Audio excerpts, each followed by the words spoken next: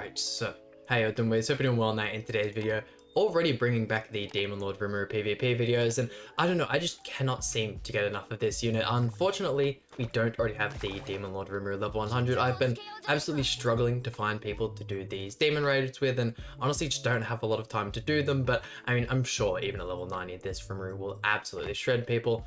Having a look at the ultimate here, we of course have the RIMURU 5, 6, and looking at the gear, we have the attack crit set, and still a little bit of investment on the cosmetics. I'm thinking I'm going to purchase some of the cosmetic upgrade bundles out at the moment and finish off some of these characters that, I don't know, the amount of cosmetic upgrades it takes to get these SSRs to max UR is so goddamn expensive. But of course, the main point of today's video, of course, is using the RIMURU with this bad boy here. This hijack GOWTHER is honestly insane, and with this Holy Relic makes them probably one of the scariest units in the game. The second you reach that max ultimate gauge, this GOWTHER becomes an absolute powerhouse. It makes your teammate so much harder. Of course, we have the GOWTHER 6 out of 6. Then having a look at the gear, some pretty decent rolls, not 15%. I should definitely work on those considering GOWTHER is such a, main character of the franchise, and all of the cosmetics are maxed out as well. So fortunately for us, all of the CC hijack GOWTHERs getting out of the Holy Relic is kind of saving us from this ram in the back. I know, yes, I should be using the Coin Shop Merlin in the back, but I mean, we already have the Blue True Seeker, so can't double up there, which is a little unfortunate, but I'd much rather have this Merlin in the front. You guys know what my opinion is on the Blue True Seeker Merlin. She is easily one of the best units in the game. There's not enough cleanse units to be able to deal with this, but considering Goddesses is a thing now, we might see a couple people using that Margaret. But yeah, let's jump right into it. Here we go, our first opponent, and considering we aren't using any level 100 units, hopefully we end up out-CCing most of our opponents in today's video. And would you look at that, another Blue True Seeker Merlin. As long as they don't get the double dissolve card from Merlin, we should be good not to get attack disabled. I mean, Merlin, Elizabeth, there are so many units in the game that are just so insanely powerful. Going first over second, and Merlin as well, you don't have to worry about actually hitting your cards. As you saw there, he had evasion fruit, he dodged the dissolve, but still ended up getting attacked, or attack disabled, because as long as she's throwing out the cards, you get that debuff, which is so insanely broken. You can attack shields, don't even have to break them, but this is honestly some pretty decent card draw. I'm playing move my mic so I can actually see what cards I have. I mean, definitely want to get the GOWTHER up as much as possible. We can easily kill the Lilia in this next turn, and then I think we might actually start attacking the True Seeker Merlin first. Just been having that glitch heaps on global. Hopefully that also gets patched by this next update as well, along with the demon glitch. Such a shame. If you guys are looking to get as many level 100 units as possible, I would highly incentivize doing that glitch as much as possible before the time comes where, yes, they remove it. Let's see, and do we just go for the double here on GOWTHER? Why not? It'll maximize the card draw. I feel like that's a decent play there. We'll definitely get rid of Lilia, and then whoever we attack into next is kind of whoever we attack into. Probably prefer it to be Merlin. Yeah, that's definitely our best bet. Oh damn, yeah. The Pulverize card as well, even though this unit is HP defense, at max ultimate gauge, especially now with the added Holy Relic effect, is just so goddamn good. All of these Jack-o'-lite cards are going to be really, really good against the Purgatory Barn, and level 100 Barn in the back. I didn't even notice the RIMURU was level 100 as well. Good to see other people are actually doing their demons, unlike myself. I try and do as many as possible, but they just take so much time, and I've honestly really been enjoying doing them. Usually I'm not the biggest fan of some of the co-op activities, because you end up having people that maybe are a little less knowledgeable in the game, they don't use the right team, stuff like that, but I've been having a good experience, and pretty much everyone I've done it with has been, fully aware of what's kind of happening in the raid.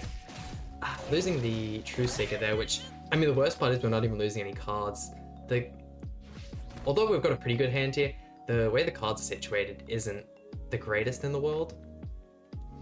We can go U,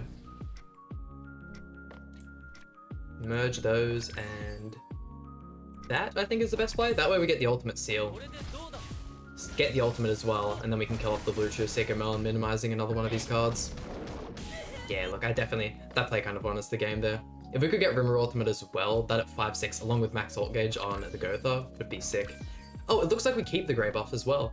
Does that just stay there? Oh no, never mind, GOWTHER got back to max. I wonder, I probably haven't had the biggest read of the passive. Does it have a certain amount of turns that it stays, or is it just whenever we're at max ult that's there?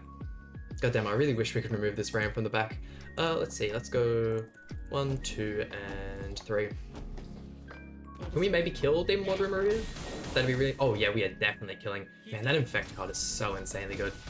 Infect debuff as well. Although Barn, you know, still gets the extra max HP from the gift card, stopping all of that recovery is insane. At level 3, he recovers 50% of the HP he lost in that turn. That is so ridiculously broken.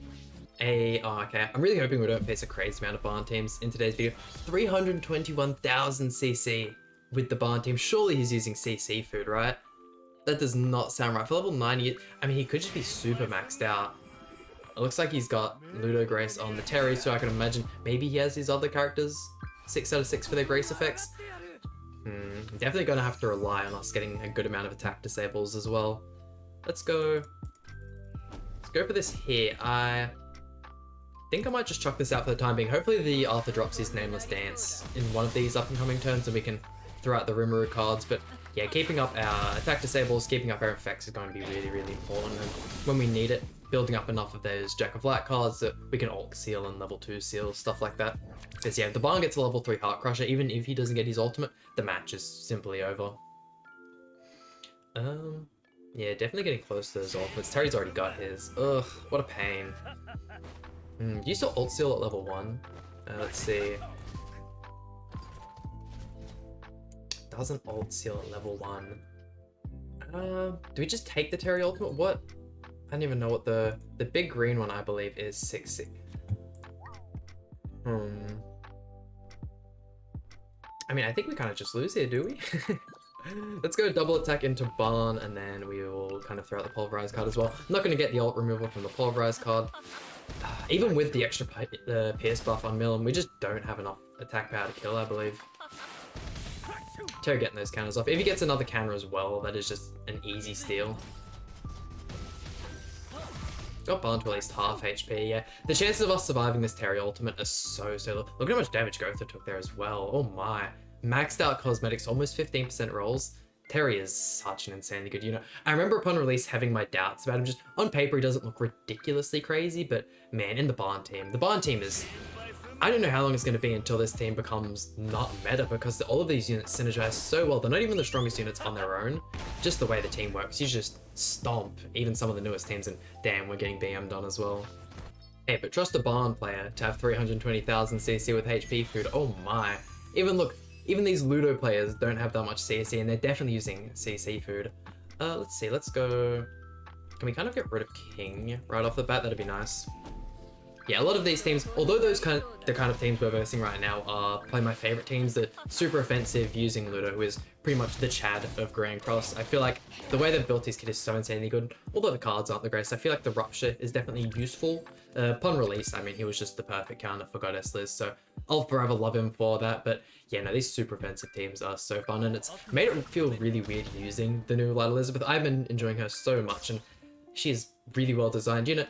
I don't know if I'd say she's better or worse than the Trader Meliodas, but no, there's just a bit weird having to wait till the 3rd turn to kind of send off all of my cards. Of course, if you do use the green Sariel, you can pretty much proc at turn 2, or at the end of turn 1, you can get her max passive, which is absolutely ridiculous. You go ahead and inspect the character and she has like an extra 400,000 HP or something like that. It's so broken. I really would have liked to have gotten that RIMURU ultimate there. God damn, this card drop for RIMURU has been insane though. Why can't we get this all the time? Yeah, I feel like this RIMURU is going to stay around for quite a while as well. Just the kind of kit, the Infect card and the passive alone, the removal of the buffs, it's enough to make a unit last forever. I feel like what you need to start doing if you want to make a unit last is give them utility. Stats are always going to get outnumbered, and with every single update, you know, newer units are going to come out and have higher stats, but if you give a unit just the best kit in the entire game, no matter how long the game's out for, they're going to be viable. Look at Red Queen Shop GOWTHER, for example. Rank up and attack disable, that's probably never going to get old. And that's another reason why I'd like to also believe that the True Seeker Merlin is such a good unit. Dissolve, attack, disable. The Flood card does okay damage. It's a well-built character, that's for sure. And teams like this as well is why she is just so ridiculously good. Let's go for melee there, why not? Because, I mean, although that team is a whole lot of fun, and if you end up out-CCing someone, oh yeah, you pick and choose a character, you win turn 1. I mean, if you're higher CC and your opponent's maybe a little underprepared for the match, you can end up taking out 2 units, but it's just a good team to use, that's for sure. And let's see what he's going to do. I mean, there's not an awful lot you can do in these matches. The double infect though is still putting up really good damage. Let's go for as cheesy as it sounds, another attack disable and we'll start playing Rimuru. It's Jack of Light GOWTHER's there, and if we want to get the max ultimate gauge, we can. I feel like Jack of Light GOWTHER is kind of just that fail-safe for certain matchups where maybe we need a little bit more ultimate control, or the buff disable is very good. I feel like, especially coming up against some of the Goddess teams where they're going to have Margaret for the cleanse, using this alongside the Infect card could be a really, really good turn. Goddess Liz in the back though, man. Why? Come on, surely you ended up getting the new Goddess Liz and you don't have to use that fodder. Let's see. I'm not even saying that because I think she's bad. I just hate versing the unit. Let's see, can GOWTHER kill here? We're not max ult gauge, but that's still quite a few for the pulverize effect. Oh yeah, easy, easy money. Melon will finish him off there. Here we go, and onto our final opponent. I mean, if you guys have made it this far in the video, let me know who you ended up making your first level 100 character, because I feel like for most people it would be the Goddess Ellie, or it would be the Trader Meliodas. I mean, Trader Meliodas is definitely the safest bet, but I mean, who knows, maybe you are a Christmas Awakened Lilia simp and you ended up getting her first. I feel like going for most of those characters that do require the extra stats, going for characters like Red Queen Shop GOWTHER or Halloween GOWTHER, stuff like that, probably not the best investment, or even making the Festia and Trader Melee the actual team you're using for the Founder Demon Raid would definitely be the better options for that one. But who knows, I know Amazing's already got full max level 100 Molesculars, which is absolutely insane. I could not imagine going through all the effort and grinding just to get, I mean, it's your waifu, so at the end of the day, by all means. Let's see, what do we want to go for? I feel like double Infect here might be enough to kill the Christmas Awakened Lilia, and then do I throw out the Pulverize card just to play it safe? Yeah, why not? It's a little bit of a waste because obviously we don't have a crazy amount of ultimate gauge and we easily could have gotten more value out of it. Are we actually going to even kill here with the Pulverize card? Surely, right? Oh wow, I messed up. I'm surprised the Infect did as little damage as it did. Oh my. I mean, she's on a HP defense set, so it kind of makes sense. All those extra ignites as well really help them out there. Yeah, Kyo absolutely wailing on our GOWTHER right now.